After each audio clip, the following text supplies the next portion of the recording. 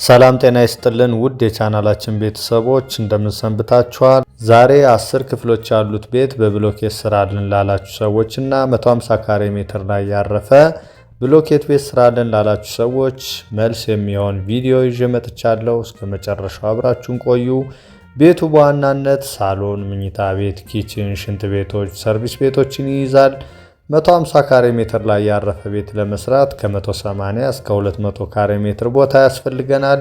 ለግቢው ከ30 እስከ 50 ካሬ ሜትር እንይዛለን። የቤቱ ቁመት ከ3 ሜትር ከ20 እስከ 3 ሜትር ከ50 ማድረግ እንችላለን። ቤት መስራት ለጀመራችሁና ወደፊት ለመስራት ያሰባችሁ ተመልካቾቻችን 150 ካሬ ሜትር ላይ ያረፈ ብሎኬት ቤት ለመስራት የስራ ዝርዝሩንና የሚያስፈልገንን የብር መጠን ከተመለከትን በኋላ መጨረሻ ላይ ቤታችንን ጥንቅቅ አድርገን ሰርተን ለመጨረስ የሚወስደውን ጠቅላላ ገንዘብ እነግራችኋለሁ።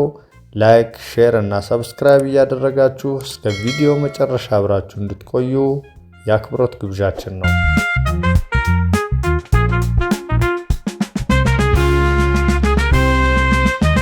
መቶ 150 ካሬ ላይ ያረፈ ብሎኬት ቤት ለመስራት የሚያስፈልገን ማቴሪያልና ዋጋ ስንመለከት ለቅድመ ዝግጅት ስራ የውሃ ማጠራቀሚያ፣ ስቶር እና የመሳሰሉትን ለማዘጋጀት በጥቅል እስከ 50 ሺህ ብር እንይዛለን። ብሎኬት ባለ 15 ለውስጥ ግድግዳና ባለ 20 ደግሞ ለውጭ ግድግዳ እንጠቀማለን። ለውስጥ ግድግዳው 1300 ባለ 15 ሴንቲሜትር ብሎኬት ያስፈልገናል። በፍሬ 90 ብር ነው። 117 ሺህ ብር ለባለ 15 ብሎኬት እንይዛለን። ባለ 20 ብሎኬት 1900 ፍሬ ያስፈልጋል። አንዱ ፍሬ 120 ብር ነው። 228 ሺህ ብር ለባለ 20 ሴንቲሜትር ብሎኬት እንይዛለን። ሲሚንቶ 250 ኩንታል ያስፈልገናል። በኩንታል አሁን ላይ 3000 ብር ነው። 750 ሺህ ብር ለሲሚንቶ እንይዛለን። አሸዋ 3 ቢያጆ ያስፈልጋል። በቢያጆ 90 ሺህ ብር ነው። 270 ሺህ ብር ለአሸዋ እንይዛለን። ገረጋንቲ 3 ቢያጆ ያስፈልጋል። በቢያጆ 15 ሺህ ብር ነው። 45 ሺህ ብር ለገረጋንቲ እንይዛለን። ድንጋይ 4 ቢያጆ ያስፈልጋል። በቢያጆ 25 ሺህ ብር ነው። 100 ሺህ ብር ለድንጋይ እንይዛለን።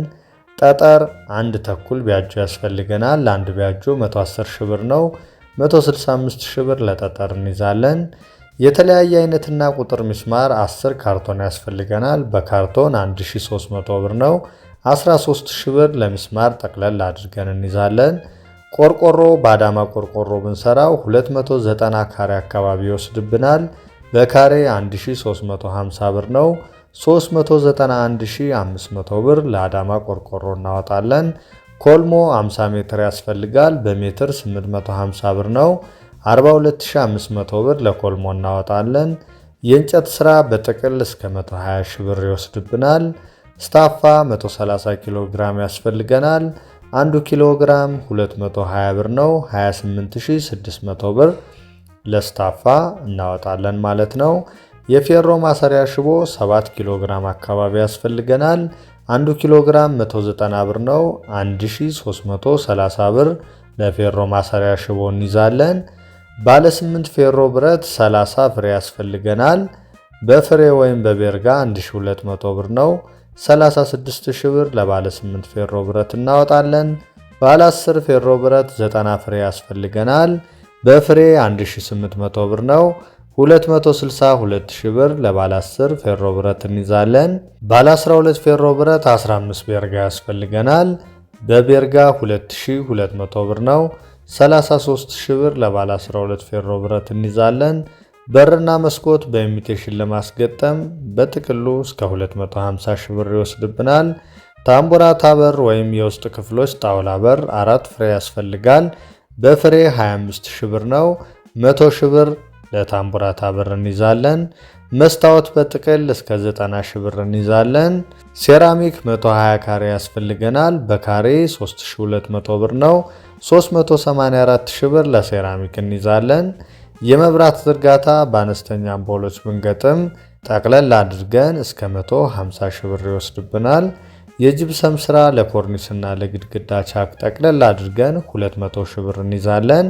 ቀለም ጠቅላላ 80 ሺህ ብር ይወስድብናል። የውሃ መስመር ዝርጋታ በጥቅል እስከ 180 ሺህ ብር ይወስድብናል።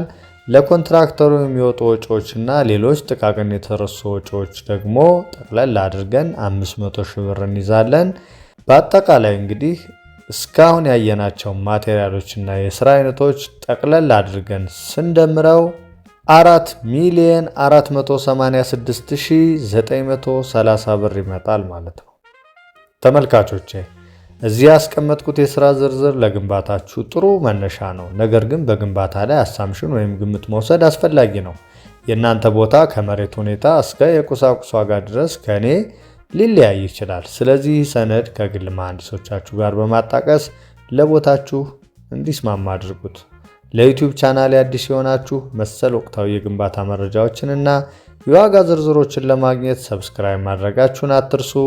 ቪዲዮውን ከወደዳችሁት ታዲያ ላይክ እና ሼር አድርጉት። በቀጣይ በምን አይነት ርዕሰ ጉዳይ ቪዲዮ እንድሰራላችሁ እንደምትፈልጉ ኮመንት ሴክሽን ላይ አስቀምጡልኝ።